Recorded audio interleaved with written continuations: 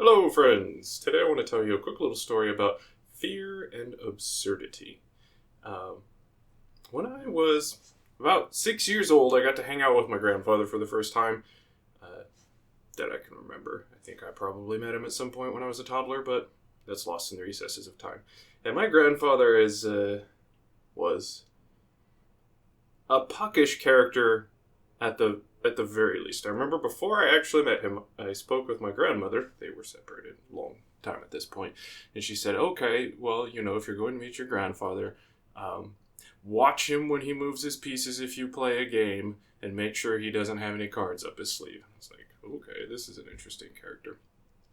So at some point during this trip, um, it was decided that we should have some kind of guy time. Just the two of us go hang out and do something. He lived in Las Vegas. We decided to go see a movie. Great, awesome. They had this really huge, awesome IMAX theater. I'd never been in a big IMAX theater. I was very excited. So my grandfather took 6-year-old me to go see Arachnophobia in IMAX. And not just regular IMAX where the screen is just huge and they have really cool sound, but also they had a weird seat that moved around, and it was a very immersive experience of abject terror for 6-year-old me. And from that point forward, unsurprisingly, I ended up having a pretty bad fear of spiders. It's just terrifying, just absolutely sort of immobilized by fear in the presence of spiders. Not completely unreasonable given my experience, but not completely reasonable given, the context in which I live. I live in California. There are no medically significant spiders here other than the black widow, and the black widow is pretty obvious. Oh yeah, that's that one with the big giant "don't mess with me" warning on its belly. Other than that, they're all harmless. But every single one of them absolutely debilitated me with fear. Not an ideal circumstance. So flash forward about 11 years. I was about 17 years old, and I was going to the bathroom one day, and it was one of those trips where, sometimes you just know going in that it's going to be a bit of an epic excursion. You take the shoes and the pants off, you get ready for action. So there I am, peak Brian vulnerability. And this spider rolls in on me, and I'm losing it. Right? Just absolutely freaking out. And I'm shouting, and here's the spider. I'm shouting. I'm clutching a shoe, and the spider stops. I was like, "Okay, bro, I don't want to smash you. You don't want to get smashed. You just turn it around. Just turn it on around. You get out of here. We don't have a problem." And the spider just turned around and went somewhere else. Somewhere where it wasn't troubling my existence for the moment. And in that moment, sort of, the absurdity of the situation struck me. Here I'm having a negotiation with the spider. Right, trying to reason with this spider as to why it shouldn't come any closer to me. Which obviously, that was a very one-way negotiation. Even though it did come to a nice outcome, I kind of feel like I was the only one really invested in having a dialogue. And that was pretty silly. And the silliness of that sort of allowed me to appreciate the silliness of the overall situation. That here I am having this incredibly disproportionate response to this very benign stimulus, right? It's a spider. Who cares? I'm several hundred times bigger than it. It can't hurt me.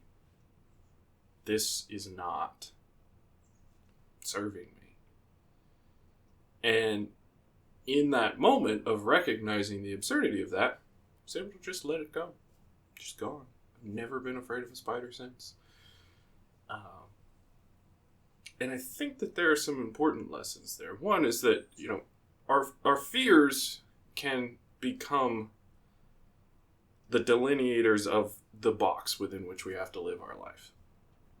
We get bounded in by the things that frighten us because we avoid those stimuli, and that means we avoid whole swaths of potential human experience. And fears fear in the sense of that sort of imaginative feedback loop of getting more and more and more agitated, it's just not a fruitful experience. And we ought to try to step outside the box of our fears. We ought to try to dispel them where possible, but that's a very difficult thing to do. And I was fortunate in having that experience of just the absolute absurdity of what was going on. And I think that there is something of value there too. The lesson here is we tend, I believe, to overvalue coherence in cognitive processes, because it doesn't really actually matter how you got to a given mental state. It matters that you've arrived at that state. If that state takes care of you and you've arrived and it persists, it doesn't matter if you had to take a little detour through the absurd to get there.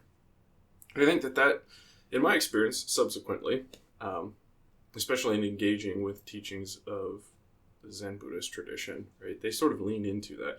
And that's not unique to them. Also, if you go read French existentialism, a huge part of that, if you can ever make it to the point in French existentialism, don't get me started on fear and trembling isn't French existentialism, but like Camus and Sartre and whatnot. So fellows, get to the point. Anyway, that's a ramble. That's past me, did a lot of philosophical study. But a lot of people have noticed that absurdity can be a gateway to mental states that you can't get to through a sort of sensible, coherent path, and have your transition in states be consistent and sensible at all times.